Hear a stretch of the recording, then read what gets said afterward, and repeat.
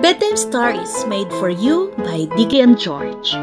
The Good Samaritan. Once, someone asked Jesus what the law meant when it said, "We must love our neighbors as much as ourselves." "Who is my neighbor?" he asked Jesus. Jesus told him a story.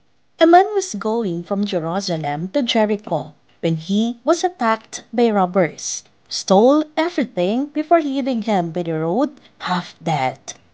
Soon a priest passed by.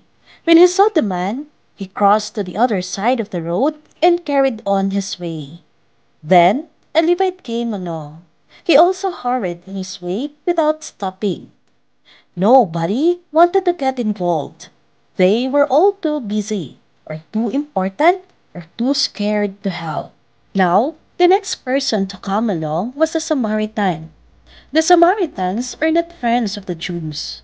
But when this traveler saw the man lying by the roadside, his heart was filled with pity.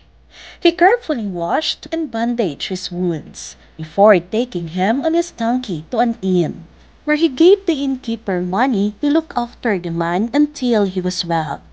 Jesus looked at the man who had posed the question and asked who he thought had been a good neighbor to the injured man.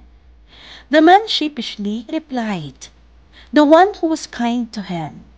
Then Jesus told him, "Then go and be like him."